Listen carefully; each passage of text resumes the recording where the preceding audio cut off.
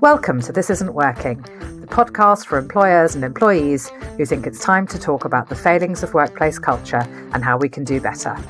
I'm your host, Tanya de Grunwald, an HR commentator who's watching, listening, and hopefully asking the right questions. Okay, let's get this working. Hi, everybody. This is the first half of a two-part conversation with the writer and commentator James Esses. For 3 years, James has been reporting on the missteps that organisations seem to be making around diversity, equity and inclusion, including John Lewis, the BBC and the NHS. In each case, James highlights where good intentions seem to have led to bad practice, especially around employers' efforts to be trans-inclusive. Now, clearly, James doesn't get a say in shaping your policy or strategy, and he doesn't have deep knowledge of HR. But I've invited him on because I think he provides valuable insight into the mind of the growing number of people who are, let's say, DEI-sceptics. I think it's time to consider this group, not just because they're among your clients and customers, but also because at least some of your staff will share James's views, even though it's unlikely that they're telling you that to your face for various reasons. I also think this conversation is valuable because James raises some thought-provoking questions about the possible unintended consequences of some DEI work, challenging practitioners to ask whether we're sure that we're still on the right track or whether it's time to reconsider some of what we're doing. With Donald Trump moving back into the White House in January, I predict that DEI will be a red-hot topic in 2025 on both sides of the Atlantic. So now is a good time for employers to assess their strategy for the year ahead to make sure that all perspectives are being considered and risks have been mitigated. Just one more thing for HR professionals who are listening. If you enjoy these conversations and would value speaking to other employers who share an interest in these topics, do get in touch with me via LinkedIn. We'll be launching a new community in the spring, so this is your chance to shape those plans. Okay, I'll let you enjoy the episode. Here's the first half of my conversation with James Esses. Make sure you subscribe so you don't miss the second half, out next week. Okay, hi James. Thank you so much for coming on the podcast. How are you doing? Hi Tanya. Good. Looking forward to having a good chat. Excellent. Okay, now I've invited you on to represent the growing number of people who are, I think, turning against what has become known as diversity, equity, inclusion, or DEI or EDI, depending on where you're from and how you're looking at this. I did have somebody who said to me, why on earth have you got James Esses coming on? He absolutely hates DEI. And I said, well, I did try Donald Trump and Elon Musk, but they're not returning my calls. So I'm glad that you've stepped up.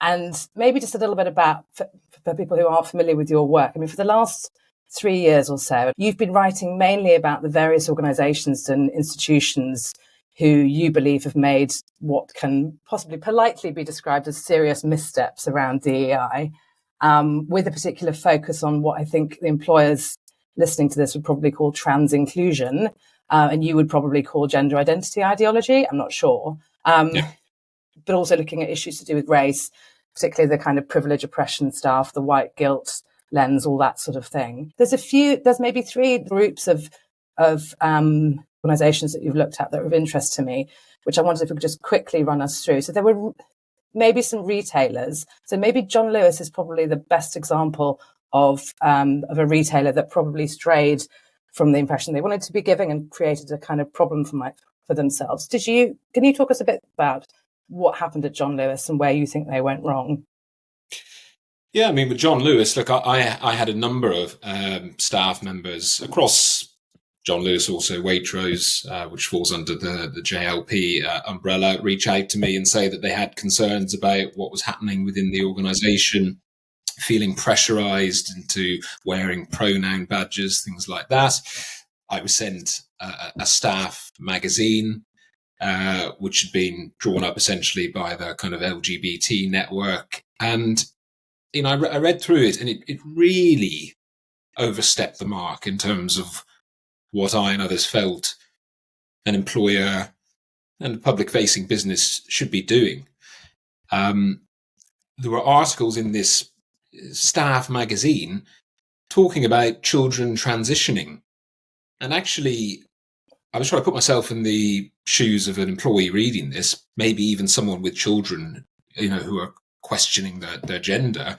And it was exerting some pressure on them in terms of how they should deal with this. It was referencing what we know now to be debunked claims around suicidality if you don't, you know, affirm children's transitioning. And I was thinking, what on earth is an employer doing, allowing this to be put out in its name? It went from that, the kind of sublime to the ridiculousness. I mean, there was like word searches in it, which were searching for words like, transphobia and unconscious bias. And I mean, it all just felt really quite strange. And then more and more material was sent through to me by concerned customers and staff members. And then I saw that they put out some exhibition called Pride in the Partnership, which was meant to be, in their eyes, kind of celebrating the diversity of the workforce, but it was really quite regressive. I mean, it was putting out kind of photo shoots of men identifying as women.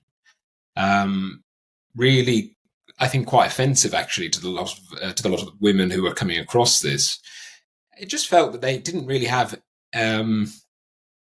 any sense of what the public perception of this might be. They seemed to think that they were doing great work here, and it was showcasing, what an ethical employer they are. But in fact, I mean, the kind of public outrage over it was seismic. I wrote up a Substack expose. It ended up going viral and was covered in a number of the national newspapers. They got a real kicking over it. I mean, this is a particularly sort of Middle England kind of middle class homewares retail store, which is very much beloved of the British public. So it seems particularly off key, I think, for the public, for their customers.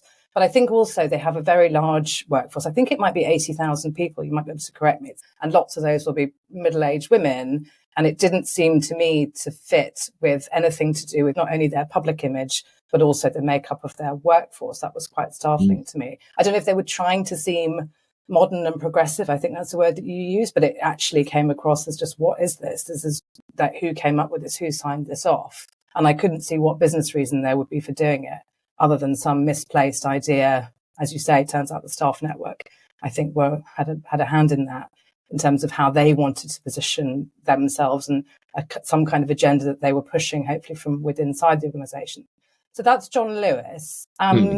You've looked at a couple of media, lots of media organisations. The two that stand out, well, you've done investigations into the BBC and the Financial Times as to how some of their kind of diversity and inclusion training seems to have crept into not only their policy, but I guess given the nature of the organisations that they are, there's concern that some of that is now creeping into their editorial output. So is it affecting how they're covering news stories? Is that right? Am I getting that right?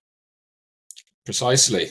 Both of those entities have put out style guides / inclusive language guides, which is common. I've seen a number of institutions come up with these inclusive language guides. I mean, I've got a real problem with them because they're far from inclusive. They're very divisive, actually, and real policing of language. But it's very concerning to see that, particularly with the BBC as the national broadcaster, because essentially what it is compelling all of its staff members, that includes the journalists that work there, it's compelling them to essentially publish things that are factually inaccurate. So the BBC, for example, as part of its kind of inclusive style guide, it talks about referring to kind of people who have transitioned as their kind of chosen or acquired gender or whatever. And that's why we've seen ludicrous headlines coming out suggesting that women have been raping other women, rather than saying man, male, biological male. They're so fixated and preoccupied with using the kind of politically correct language that they end up reporting things that are false, because in this country, for example, a woman cannot commit rape under law, yet the headlines would suggest otherwise. Same with the Financial Times as well. I worry about it in terms of journalism more than anywhere else, because they have a duty of factually accurate reporting, impartiality. But it feels increasingly as if there is some sort of an agenda. I mean, going back to the BBC, it's been highlighted. I know this is a slightly different topic, but it's been highlighted with the ongoing crisis in the Middle East. The BBC have seemingly wanting to avoid using the word terrorist, even to describe a group like Hamas, which, again, in the United Kingdom, is a proscribed terrorist organisation. So again, they seem to be shying away from using factually, legally accurate information in order to not upset certain groups of people. That's not what I want from my national broadcaster. You kind of see where they might be going with it, but at some point, you wonder why they haven't considered, have we got this right yet? And should accuracy be the number one thing? So, and then you've looked into the public sector as well. So particularly the National Health Service keeps coming up, which has obviously had such a brilliant brand in the UK for such a long time. What seems to have gone wrong there? And how has this got into policy? And how, when they make a really obviously bad call, how is it not being caught before it ends up in court or in the press? For me, what's happening in the health sector is the most concerning of all, because again, and what I was just saying about the BBC essentially throwing journalistic integrity out the window. Well, in the NHS, we're seeing them throwing a biological reality out of the window. And I've seen multiple policies from a range of NHS trusts which are suggesting biologically impossible information, like suggesting this it's not just women who can give birth. I'm seeing this written into policies. And then I'm seeing the erasure of the concept of womanhood altogether, and numerous NHS trusts using terms like birthing people. Someone reached out to me the other day, a bloke, he's gone for a scan, and he's been asked by the receptionist if he could be pregnant. So this stuff is like, it's not actually just, some back-end abstract policy that no one ever looks at and just gathers dust. It's actually happening out on the front line. And I've seen the ramifications for people's health, because what we're seeing increasingly is people not being diagnosed correctly, people not even being invited to the type of kind of preventative diagnostic tests that they would expect to, because their gender marker is being changed on the system. And I've come across NHS pages which are basically trying to plead with people who are biologically female to make sure that they're still coming in for kind of cervical smears, etc. Because there's people out there, and this is bizarre to me, but are convinced that actually when they've transitioned, they really have transitioned sex. That all of a sudden they become a bloke and these things aren't relevant for them anymore. I've seen the same in reverse, that they've had to turn away men coming to have cervical smears. I mean, what is going on if our National Health Service is doing this? Where does it come from? I think it comes from the same place that all of these institutions are, which is a vocal, activist minority. I think within the organizations, these LGBT networks carry a lot of clout. And I think employers are worried about saying we're doing the wrong thing and essentially going to battle against them. And so they find it easier to just go along with whatever their demands are. I've seen a lot of that. And when I look at these policies and I see who the working groups are that have drafted the policies, often these LGBT networks or staff groups are cited, very, very much in the policy. So I think that's what's happening. But equally, some of the senior leaders have an agenda. I mean, going back to John Lewis, Dame Sharon White was the head of the John Lewis partnership until recently. She was pushing this herself. And when there was backlash against them, I got sent some messages from their internal staff messaging board where she was essentially saying, when they go low, we go high, and even kind of suggesting almost that anyone who had a problem with it may not be the type of customer they want anyway. So I think it's from the bottom up and the top down.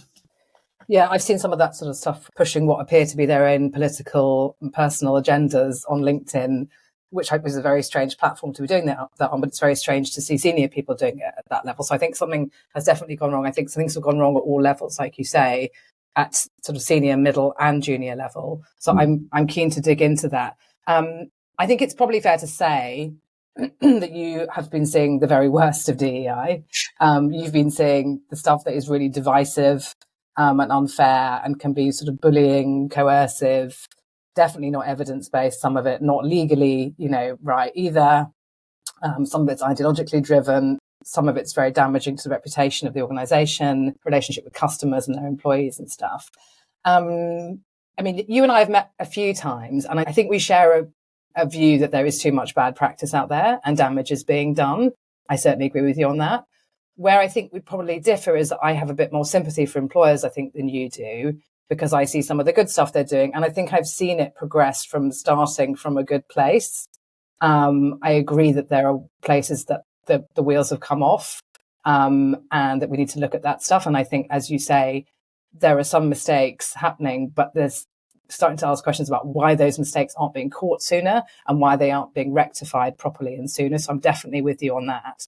So I guess one slight difference maybe also is that just thinking about stuff that you've mentioned is more that kind of culture conclusion piece, I guess. I want to talk a little bit about things like recruitment, because I think that I don't believe that scrapping DEI, as I hear people say, I don't believe that will lead to meritocracy. And I don't believe that those are the options. I don't think it's DEI or meritocracy. So quite often it's reduced to that real kind of binary, if you like. So because I'm not sure that a meritocracy exists in the way that people think it does. And the reason for that is that I've been working within early years recruitment, early talent, early careers, whatever you call it, which is basically apprenticeships and graduates. And I've been listening to big companies, big organizations, talking about how they recruit young people for the last 15 years, particularly for the last 6 years. So although I don't work for these organizations myself, I have been listening to them and what they're doing. And I see a lot of good stuff that they're doing. And I think what's kind of happened a little bit is there's a sort of like anti-all DEI, let's get rid of the whole thing. And then there's the people who think all of it's great and you shouldn't question any of it. I think the conversation's got stuck. And what I'd really like to do is start to see a bit more movement about actually what do we mean when we say DEI? What do we want to keep? Do we want to keep any of it? Do people really understand what the good bits are? Presumably we don't want to get rid. And some of this stuff, I interviewed Neil Morrison, who's the HR director of Severn Trent, and we had what turned into a rather philosophical conversation about what actually is DEI. And he said, I don't think DEI even exists. And my head nearly exploded. And I said, well, what are these heads of DEI heads of then? And he was sort of saying, look, it's a collection of policies. It's a collection of practices. Has some of it gone off the rails? Yes. But some of it is just actually good business practice that is how you hire the best people, who are not always the people that will apply unless you do stuff to encourage them to apply. They are not necessarily the people who will do best in the recruitment process because they're not necessarily good at interviews, but they will be the best person for the job. So I think when you get down to practitioner level, which is where I am and what I'm listening to, you begin to see that really the devil is in the detail here. And I want to try and find out where the lines are between what's okay and what's not okay. And we may differ on that, but I think there's an awful lot that we could actually agree on. So that's kind of where I am. These words become so loaded, but I appreciate diversity, I appreciate inclusion, and I appreciate equality, not equity, equality. I don't believe that we're getting any of that. I actually think we're getting the exact opposite of that. The organizations and teams I've come across that claim they're the gold standard of being diverse are anything but. They are echo chambers. They may be a diverse range of kind of immutable characteristics, but actually there's no diversity of thought. They're all just speaking from the same hymn sheet, which I don't think is good for an organization. Similarly, inclusion. Well, the entire base of that is making people feel that they can come, work, that they don't have to be ashamed about who they are or what they think. But actually, again, we're seeing that with cancel culture and people literally losing their jobs. I, got kicked off my master's degree because I had the wrong kind of opinion that wasn't particularly inclusive of them. But actually, they would have done that thinking they were being very inclusive. And similarly with equality, we're actually seeing discrimination in reverse now. I mean, just the other day, I saw an advertisement online trying to recruit trainee psychologists into an NHS trust. And they said, the advertisement said that any trainees would have to practice using a quote unquote anti-whiteness model. This is out and out racism. But again, they would have thought they were doing that under the umbrella of DEI. So these words no longer stand for what they once did. If we're able to, roll back and get back to what these things really are at their core, I would be in support of it. Well, that's what I think we need to do, is to really dig into what we mean by these things. So I've prepared kind of group this into diversity, equity, and inclusion. So there are 3 sections to this. So I guess my question is, why do you think the public has turned against DEI? I think you've probably covered that. There seems to be a loss of confidence and that we're actually achieving the opposite of what we want to be achieving. And I think I've got some of the answers in terms of why I think the public has turned against DEI. And the public also are the employees. People sometimes think the public are just their customers, but your customers are your employees. Like, who do you think these people are that work at organisations, at Barclays and Tesco? They are the public. They're just people. They're people that work at your company. So I don't really see a big difference there, really. So I think in terms of diversity, I think what you don't like about diversity is the fact that it divides people into sort of groups or kind of buckets according to their race, sex, sexual orientation, gender identity, which I know you don't believe in, that sort of thing. And I do get that, and I can see that it looks quite crass, particularly around race, I think, because I think someone's skin colour is not a great indicator of like many things about them, including their educational background, their political leanings, all the rest of it. If we can be generous to the employers for a second, I think I see a lot of companies regularly being slammed for having things like an all-male board, or for industries for being too white. Do you agree that it looks bad when there is clearly a lack of visible diversity within a workforce, or is that just not a concern to you? Do you think that's a sign that something is wrong? I mean, from time to time, there's a picture of the staff who work on the editorial team at Vogue magazine or somewhere, and it's usually all a bunch of blonde women that work there, and there's always a big thing about it. And that workforce is probably always going to skew female. But are we really saying that there are no Black or Asian young girls that want to work at fashion magazines? I find that hard to believe. Is it a sign something is wrong, or do we just accept that that's just the way things are? Well, I would like to think that people want to get by on their own merits in life and not be simply a box ticking exercise. But that's what it has become now. You know, when you're looking at these panels, as you say, in order to avoid these kind of all white male panels, you will get, I mean, it's almost like it's like a packet of Skittles or something. It's like they want to have one of every kind of type, every color. It's like they want to show outwardly that they are diverse and inclusive. But if that were me, I wouldn't want to be pigeonholed into a position or asked to be on a panel because I could represent the kind of straight white men. No, but do you agree that there are reasons why, and there are things that we should maybe look at changing or looking into why so many boards are all male? Or do you think we should just do nothing and just accept that there are certain things that happen and boards tend to be male and everyone that works at Vogue tends to be white? I guess I'm saying, is it a sign something is wrong? And if it is a sign something is wrong or unfair, is it something you're prepared to look at in any way, changing the pipeline of talent so that is less obviously skewed in terms of certain groups? In my opinion, it is a sign that something is wrong if the reason that those men are up there is because whoever has made the decision and whoever has done the hiring and the promoting is favouring men over women. Then it's a problem. I don't come from a kind of grievance culture. I don't come from a kind of point scoring background where it's kind of oppressor versus oppressed and kind of successor versus victim. So similarly, I mean, and I think my mind's been skewed by everything I've seen over recent years, but historically, I mean, if I think back to when I was kind of growing up, even at university, if I went to an event and it was an all-female panel, I would not have sat there thinking, where's the man? This isn't very inclusive. Assuming that these group of women had something good to say and they had their heads screwed on, and I couldn't care less what their sex was nor their skin color. For me, it doesn't matter. But we've become so obsessed with this that now, yes, if you do see an all-white male panel, already before they've even had a chance to open their mouths, before you even know the credentials of these people are assuming that there's something wrong. And I don't like that, because the truth is you just simply do not know. And there will be occasions and there will be certain companies in which the boards, the straight white men in that organization happen to be the best people for the job. And you'll find other organizations where it's the women. I agree with you.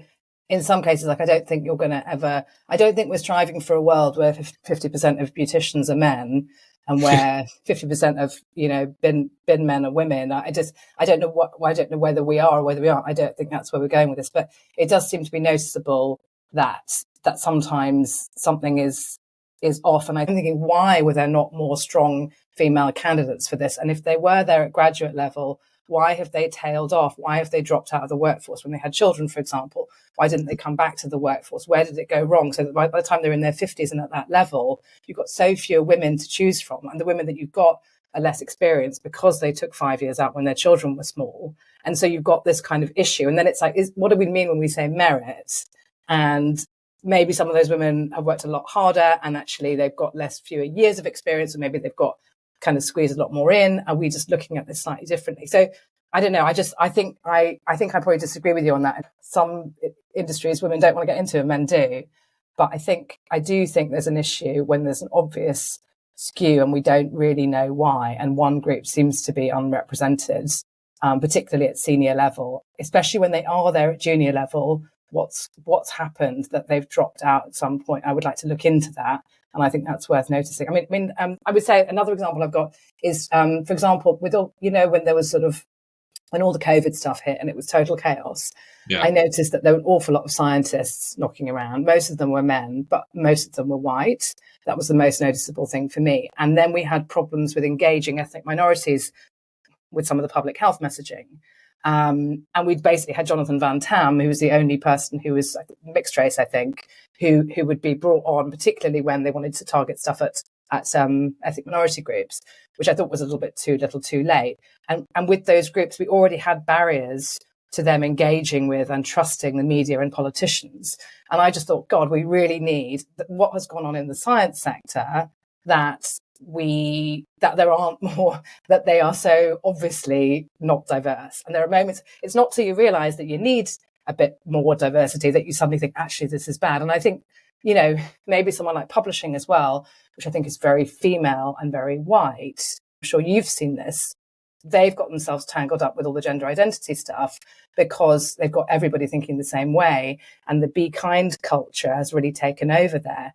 I've also got a theory about unpaid internships and how they've basically they're one of the worst for unpaid internships, which I used to campaign against 15 years ago. And publishing was always terrible. And it's like, well, if they had a bit more diversity, social diversity, they would have been in a stronger position with a better mix of people. So I think within journalism as well, if we'd had more people, more working class people, would have been really helpful as well to make sure that we weren't missing stories or missing angles on stories. So I do sort of think there is an argument to be made for that. But I do agree also with you that the buckets of people thing is starting to feel crude and tokenistic, particularly around race. And I hate the idea of the DEI hire thing. I think that is not good for anybody. It's not good for people that get the jobs, because then there's a kind of suspicion around them, even if they got that 100% on merit.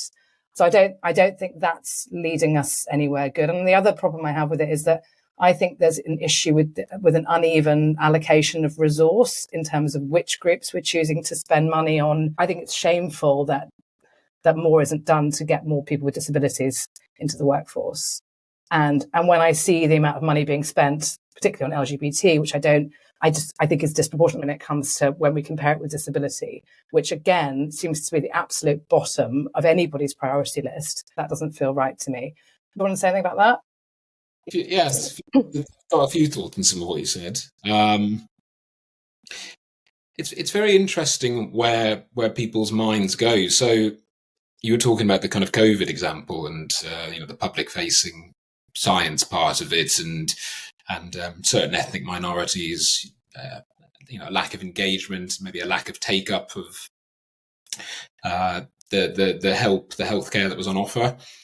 Your mind went to, well, they're not feeling engaged. They're not seeing people on the screen who represent them and their communities. Therefore, we need to have more people that look like them and represent them. My mind goes to, what are the stories being told within these communities? Are children being told by their elders, and this I would extend this out to police, where we know this issue exists, told that the system's stacked against you. It's not set up for people like us. People in positions of power in the public sector will treat you badly because of who you are. We're just different to these people. They'll never get us, et cetera, because that's what my money would be on, actually, and that we've created a culture of distrust in certain communities. And that's part of the reason why there's alienation.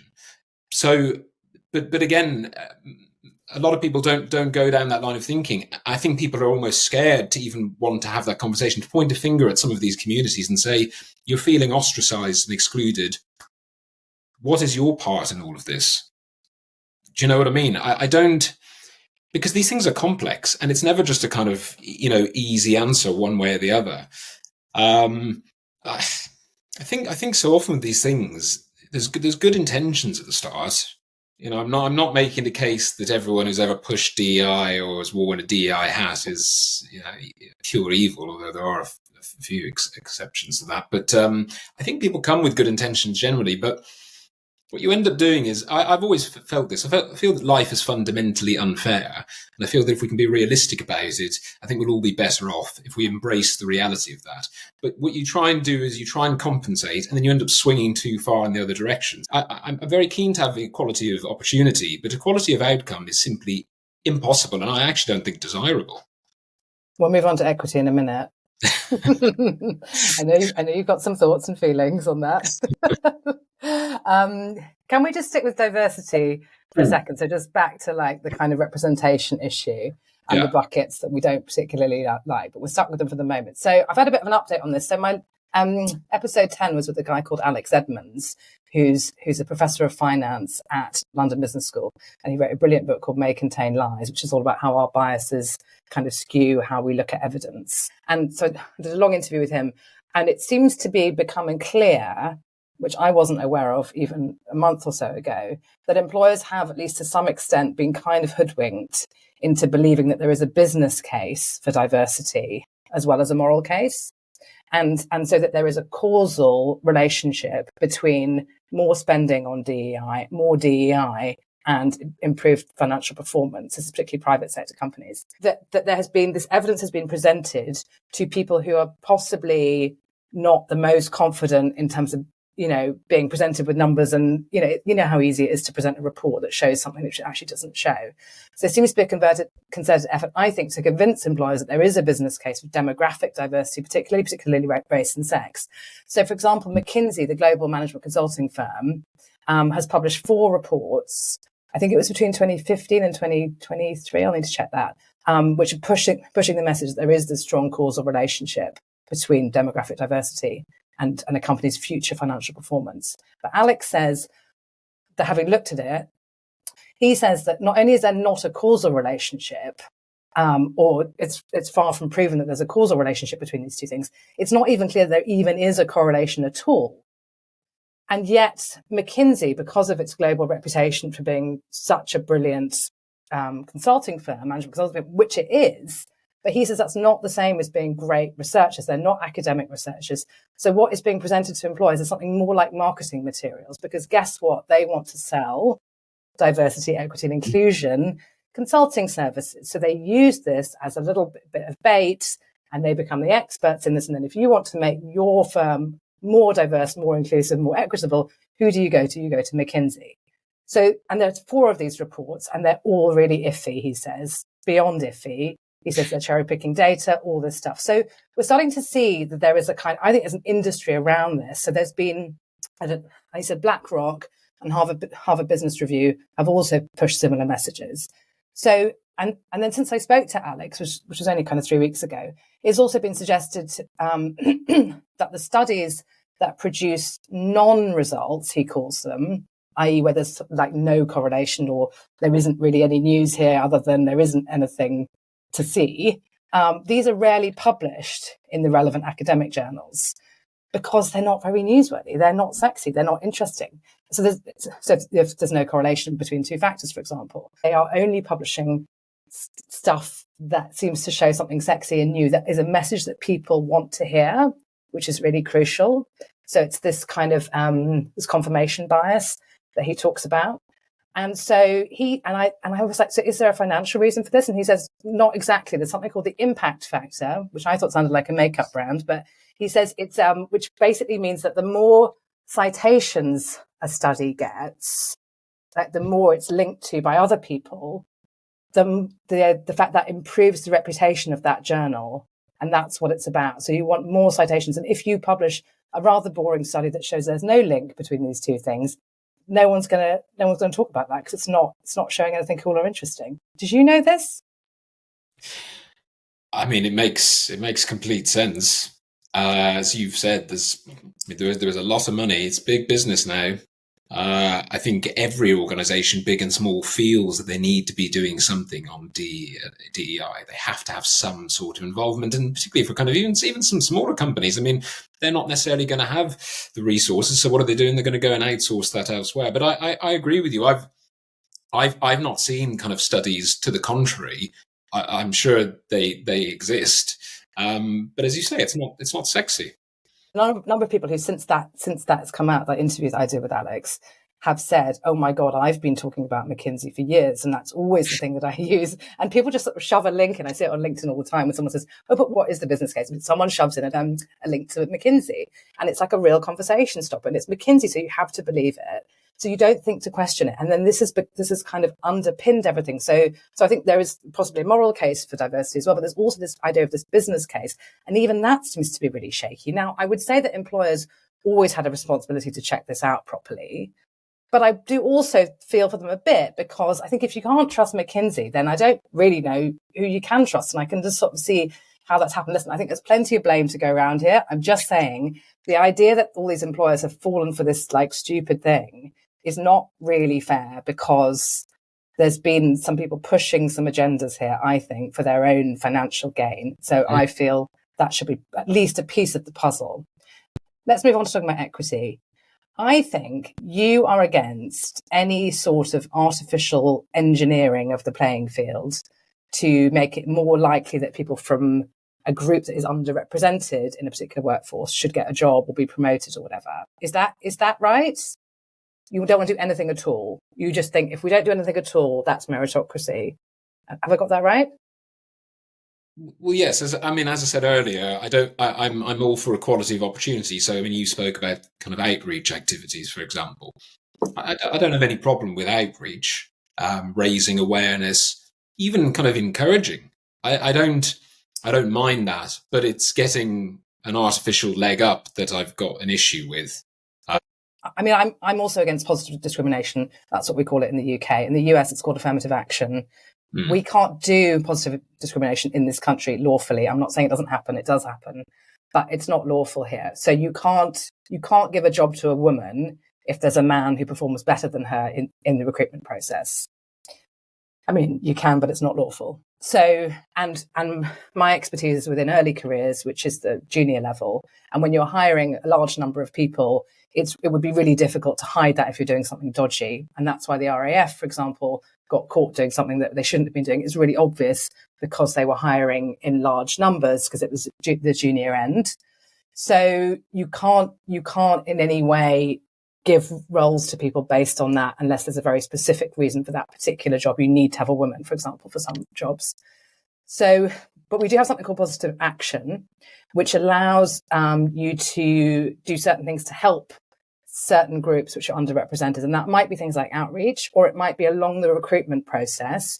You can give them, for example, extra insight days to come and look around the office, for example, if you think this group is going to be less confident once they come to the interview, and they would benefit from having been there before, so they feel a bit more okay with it because they're less likely to have two professional parents. They're more likely to be intimidated by that kind of environment, that sort of thing. So that's the kind of bit that I know the best. So at senior level, this is less my area, but my understanding is that there is more scope to sort of bend the rules or get around the rules a little bit to achieve the outcome you're looking for, which is why I think we're seeing this sort of idea of DEI hires at the higher level. And I don't think we're seeing it as much at the junior level. So you can, for example, you could use an external recruiter to fill senior roles. So there are headhunting firms that will specialize in sourcing diverse senior talent only. Now, those candidates should be put forward in the mix with other candidates who are also great, who are not from those, in quotes, diverse backgrounds. But are they?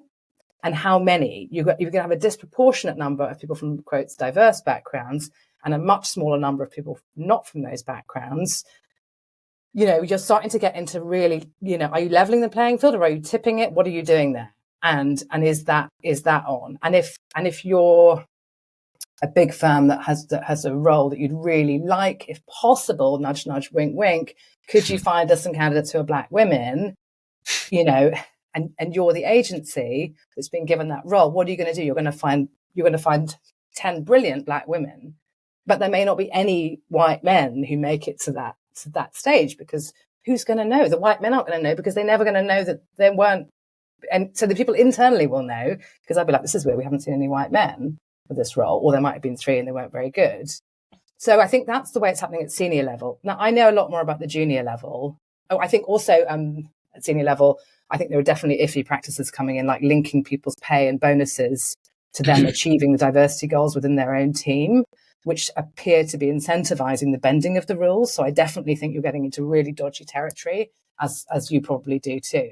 So I think if we do nothing, just going back to early careers recruitment, so this is apprentices and graduates, if we do nothing, we know who will be the most and least likely to apply for roles in particular companies, particular industries. And we also know who is most and least likely to perform well in the recruitment process.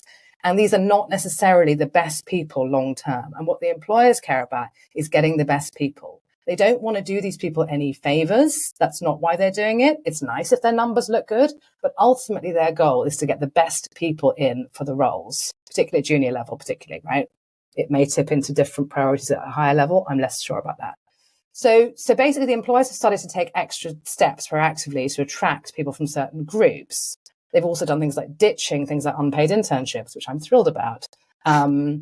And they shouldn't really be giving work experience to family and friends anymore. They still do, but there's less of it than there was, because they've realized that's all part of creating this kind of unfairness.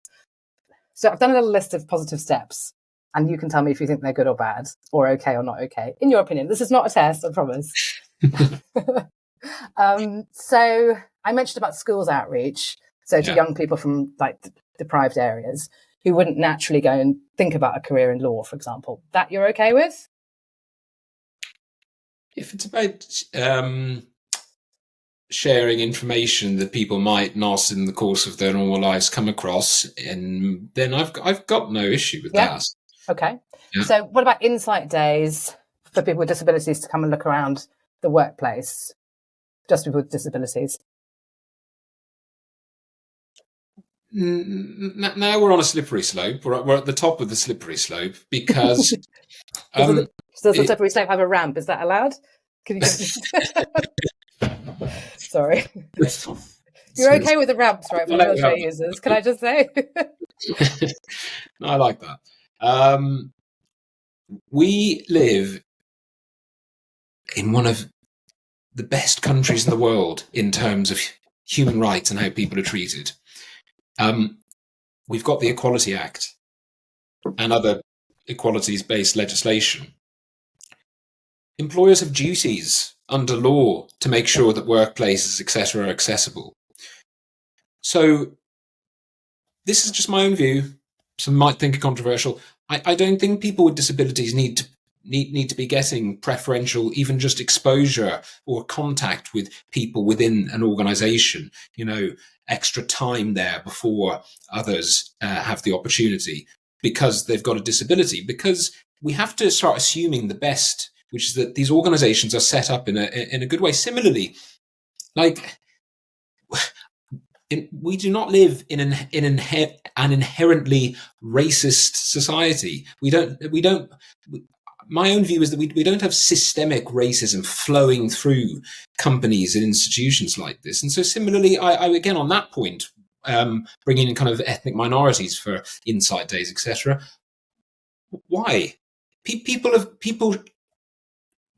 do not have anything to be afraid about. There isn't some kind of great big conspiracy going on in this space. And so even offering these opportunities sends a message to people that they're different and that maybe they need something a bit special. Maybe they need to be held a bit tighter, a little bit more coddling, wrapped in a bit more cotton wool. And I just don't think that's a healthy attitude, particularly for kind of children, young adults coming out of school and university. I'd like to be sending a message to these kids that if they've got the ability and the work ethic, they will be able to do whatever they want. And they don't need any kind of preferential treatment, whether that's extra insight days or whether it's, an actual leg up and a guaranteed interview. I just don't think it's helpful. Okay.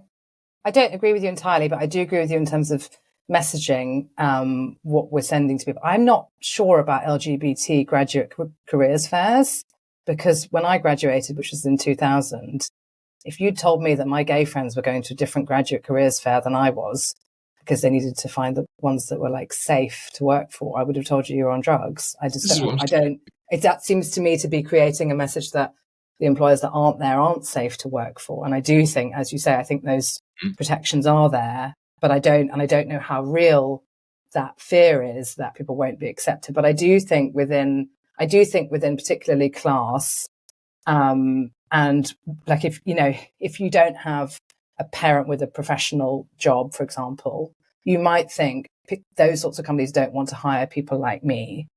And I think for people with disabilities, they might think, can they really accommodate me? I'm not convinced they can. And those people won't apply unless you do a little bit of extra. No, we really do want you to come. We're putting this thing on. Come and meet the team. And then they apply. For me, that's kind of the right side of the line. I do agree that there are moments when it's not the right side of the line. And I think some of the race stuff particularly, I think starts to feel a bit weird. And the message that they're getting is that they are going to be held back when they're probably not. And I'm not quite sure. So I think we need to think a bit more about that. And I mean, some of them are a bit easier. So things like travel accommodation expenses for people that need it in order to get to the interview. I'm kind of on board with that. Do you have a problem with that? I mean, these are companies with plenty of money as well, particularly, but in terms of paying to get yourself to the. No, I don't have a problem with that. But again, it's like I really believe there's a slippery slope in operation here, because where does it end? Like, just to give an example, because now you can often, particularly in the public sector, you can tick a box basically having a guaranteed interview if you've got a disability. This is the onus is on the applicant to say whether they've got it, and very wide-ranging definition. And I've spoken to people, some young people who have been diagnosed with ADHD, and I already think there's a complete over-diagnosis in that space anyway. I think as a society we're actually beginning to wake up to that fact. Young people now who are told they've got ADHD, they are kind of routinely ticking this box, for example. And I don't think that's who this was necessarily intended towards. And so, we're all weird and wonderful in our own ways. You've got these terms like neurodiversity, or the rest of us. I think we're all a bit strange in our own unique ways. And some of us have got gifts, and some of us have got things, Achilles heels and things that hold us back. And where does it end? Does someone with mild dyslexia now, should they be getting guaranteed interviews? I don't like this narrative that suggests that people's handicaps, I'm not calling group people here handicapped, I'm saying, but people who have handicaps, which we've all got in some form or another, that you should be doing whatever you can to level the playing field across the piece. Because what you end up doing is you end up swinging too far the other direction and essentially giving people a bit of a boost, a bit of a benefit, and people become very lazy. And if you're offered help, by and large, people will take it. I think back to my university days, and some people who were getting, coursework given to them in advance, or extra time in all of the exams. And some of the people I knew who were taking this up very much did not need it. I would challenge the fact that the people, if you offer people stuff, they will take it. I think what happens is people that most need it don't take it, and the people that least need it do take it. Well, that's interesting. That's what they found with things like travel expenses. People that really need it have a big thing about, no, I don't want to be seen as a problem. I don't want to be seen as being the person that can't afford the bus fare. Whereas people that don't really need it are like, oh, thanks very much. Yeah, here's the receipt. So you get all, and the people that I talk to all the time know about the practical elements of this. I do accept, though, what you mean about the slippery slope. And this is why I keep saying the devil is in the detail, because I think some of this is reasonable. And I think we haven't been on it enough in terms of thinking, where is the line and where do we need to stop this? What becomes unreasonable? What becomes tipping into what message are we sending? Is this helpful? Is this productive? I think that's a fair point. But I think my line of what is reasonable and what is helpful is probably, a little bit in a different place than yours, is because I think people don't apply with disabilities or from certain groups because they just don't have confidence. Is the big thing. It's, that private school confidence is what gets people in the door. It's what makes people great at interviews. It's what makes them think, yeah, of course I can get that job. The people that didn't have that, or that don't have a family that give them that confidence for whatever reason, even if they're absolutely brilliant, are much better than the dozy private school people who've just been overeducated. They won't apply and they won't do well in the recruitment process because they will be feeling like, oh, this company doesn't really want me. And I do think there are ways that we can kind of reasonably try and offset some of that, in my opinion. And ultimately, it's not up to you or me. It's for the employers to decide.